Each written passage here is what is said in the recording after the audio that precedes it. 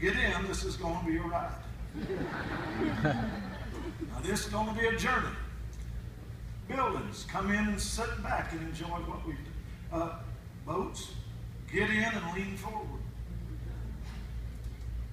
Either of those, if you're going to build either of those, there's one thing, one commonality, one common ingredient. You start off with a plumb bob. If you don't have a plumb line, if you know what I'm saying, to establish that stillness for its beginning, there has to be some foundational stillnesses in our life, some constants, if we're going to build even a boat. And a lot of people, especially prophetic people, they will mistake motion for momentum. The fact is, we need to stop making life's decisions dictated by your last disappointment, and then you move on. You got to come back. Musicians, singers, songwriters used to carry true prophetic releases of Renaissance-type creativity that are going to unveil a true, eternal, wondrous God that lives in your heart. Find ways of finding those places of stillness. Discover who you really are. Then develop those giftings and knowings of God in the depth of who you are in places of stillness, places of knowings, places like the kind of knowings and belongings that would have been wrapped around the idea of the young African boy when he hears his song again. It brings him back to stillness, back to who he really is. Now, times of transition that we all go through can carry a lot of impact on our lives and make us feel unstable. But when we've anchored ourselves to old knowings at the risk of tomorrow's revelations, we've become a building rather than a boat that's going on the journey. And you know what? Let's don't get arrogant in our prophetic sensibilities and creative natures. We need buildings. Oh, buildings aren't going anywhere. Thank God they're not going anywhere. And thank God they're waiting for you.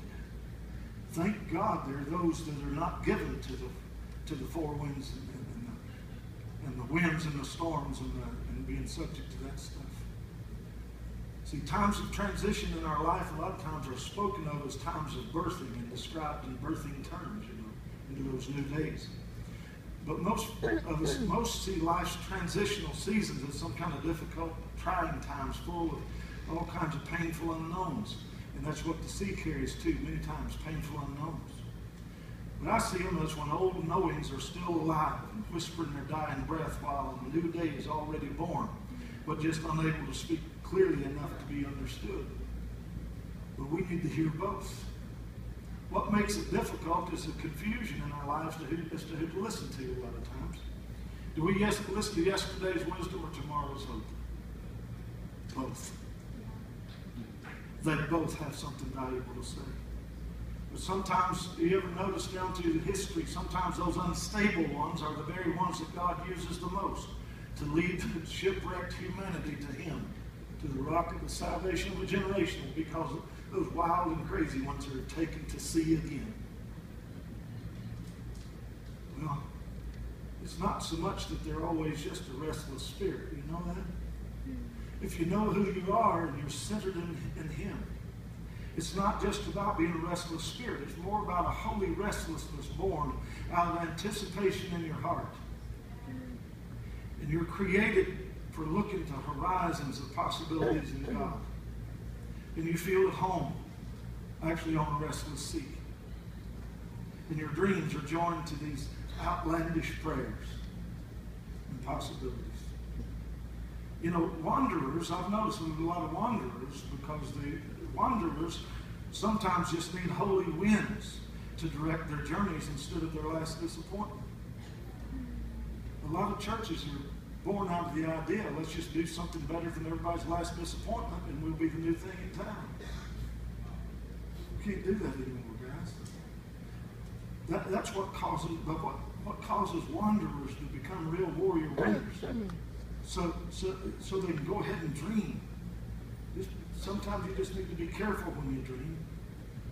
Dream soberly and dream with real intent. And dream without obligation to church. Dream with a fascination with God. And and let that dream come alive in you, and then set your cloths to the winds.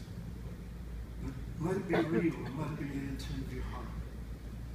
And you know, those that are kind of called to the wide open sea, those unstable ones, a lot of times what you'll see in those people is, you know, when you get out in the middle of the ocean and you're sailing into your new day, and your cell phone rings, and somebody says, "Where are you?" Well, if you're in the middle of the ocean, and I don't know. You don't know where you are. You don't know. Well, you see, there's the line of latitude and there's longitude out there. No. The only way that you can ever have any knowings at all where you are completely lost unless you understand heaven. If you can look into the stars, and if you can read where you are will always be connected to the heavens. That's why it's important to have some knowings for the goings, if you will. Now, the shore means nothing to you anymore because you don't even know where that is. So if you're not connected to heavens and stars, you're in a heap of trouble. Right? You know, there's a place in Ireland, and I've talked about it here